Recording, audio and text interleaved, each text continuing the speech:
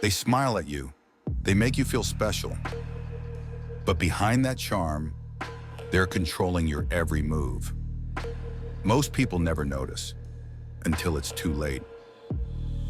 Have you ever felt something was off? That your partner seems perfect, but your gut whispers something isn't right? Today you'll see the signs, the tactics, and the cycle that keeps you trapped. They're not obvious. They make you question yourself. How can someone so amazing make me feel so terrible?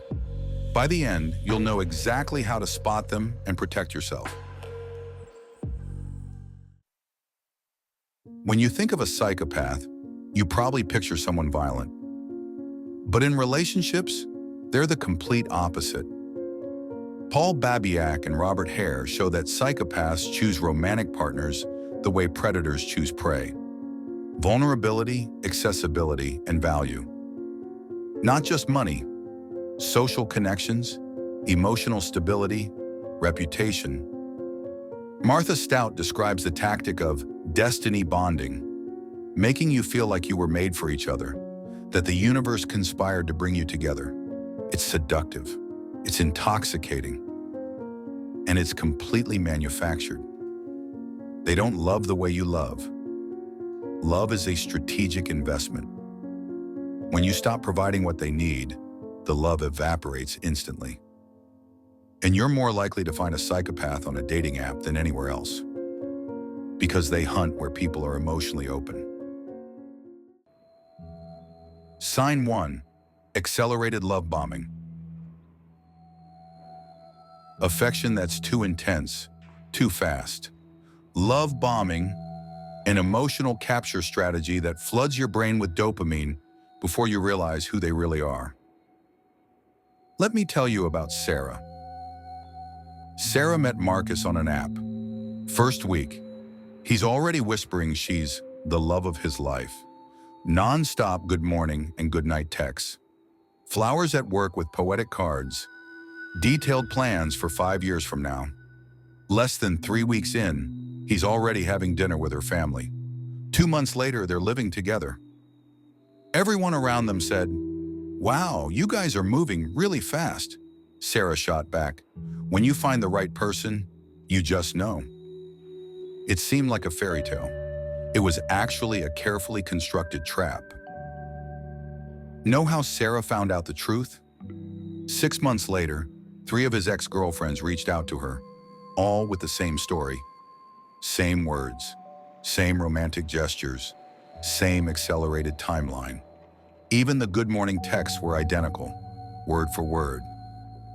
Marcus wasn't improvising his love. He was executing a tested and proven script. When confronted, he didn't deny it, just shrugged and said, "Worked on all of you, didn't it?" In healthy relationships, intimacy builds over time. With psychopaths, you skip all the steps, because they know if you have time to think, you'll realize something's wrong. Before we continue, if you're recognizing these patterns in your life and want to keep uncovering the invisible dynamics that shape your relationships, subscribe to the channel and leave your like. This ensures that more people have access to this content that can change the way they protect themselves emotionally. Sign 2. Rehearsed emotional performance. Emotional responses that seem technically correct, but fundamentally empty. When you share something deeply painful, does the person actually feel with you? Or just perform the expected reaction? This is Julia's story. Julia started noticing it in the details. When she cried, her boyfriend would say, "I know how you feel," but his eyes remained curiously distant, like he was observing a lab specimen, not comforting someone he loved. She'd share a professional achievement. He'd smile and say, "I'm proud of you." Word for word correct. But the hug that followed felt like a social protocol being fulfilled, not a genuine celebration. Here's the most disturbing detail. Julia recorded some of their conversations because he constantly denied saying certain things. When she watched them back later, she realized His emotional responses were identical in completely different situations. She'd tell him about her grandmother's death. "I'm sorry you're going through this." She'd tell him about losing her job. "I'm sorry you're going through this." She'd tell him about a car accident. "I'm sorry you're going through this." Same intonation, same facial expression, same timing of the shoulder touch. Like he had 3 or 4 basic emotional scripts and just rotated through them. Genuine relationships are messy, unique. With psychopaths, you're interacting with a well-programmed chatbot, not a human being. Your nervous system registers the dissonance between the gesture and the energy behind it. Sign 3, calculated erosion of your reality. Sophisticated gaslighting, systematic distortion until you question your own sanity. Meet David. David was absolutely certain, viscerally certain, that his girlfriend had agreed to go out on Saturday night. He canceled other plans, bought tickets, made restaurant reservations. She showed up Sunday morning, casual, saying, "Babe, we always said Sunday." He went back to their messages. It was written there clear as day. "See you Sunday." Am I going crazy, he thought. How did I read Saturday? It kept happening, over and over. Conversations he was absolutely sure happened one way. She remembered completely differently. Promises he was certain she made. She denied with such unshakable conviction that he started doubting himself. It took David 8 months to figure it out, completely by accident. A tech-savvy friend was showing him some advanced features in messaging apps. That's when David realized messages can be edited up to an hour after they're sent. He went back, checked patterns, and there it was. His girlfriend was systematically editing messages days after sending them, creating an alternate documented reality. When confronted with screenshots showing the original and edited versions side by side, you know what she did?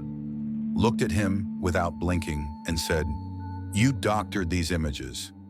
You're trying to make me look crazy." With literal proof right in front of her, she still flipped the narrative. But here's what really matters to understand.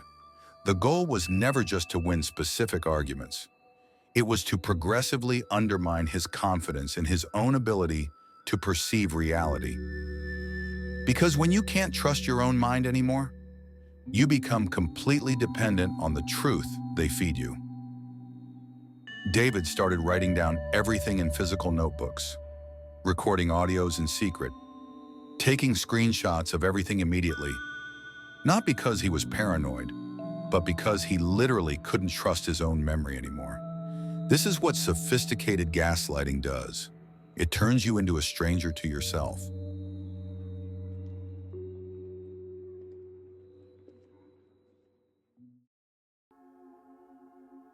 And now you're probably wondering, what does this actually do to someone? Because identifying the tactics is one thing. Understanding what they leave behind, that's something else entirely. This isn't just about feeling sad. It's a progressive disintegration of who you are. Always walking on eggshells. Waking up every day wondering which version of this person shows up today. This isn't generalized anxiety. It's your body on constant alert because it's subconsciously registered, this person is a threat. Bessel van der Kolk calls it complex relational trauma, continuous exposure to behaviors that completely confuse your danger detection system. Your brain identifies obvious threats. But someone who hugs you warmly while sabotaging your friendships? Who says "I love you" while making you feel constantly inadequate? There's no category for that. Your nervous system freezes. Affective confusion. You can't distinguish love from manipulation anymore. Care from control. Protection from possessiveness. Lisa Aronson Fontes discovered that victims internalize the abuser's narrative. You genuinely come to believe, I'm hard to love. No one else will put up with me. I'm lucky to have someone. But these aren't your voices. They're their whispers, planted so deep. Physically, your body starts collapsing. Chronic headaches, unexplainable gastrointestinal issues, hair loss, compromised immune system. Doctors say tests are normal, but you feel destroyed. You become a smaller version of yourself. Friends say, you've changed. You defend it. I just matured. But maturity shouldn't erase your essence. They replace your identity with a version that serves their purposes. Smaller, more insecure, more dependent, more controllable.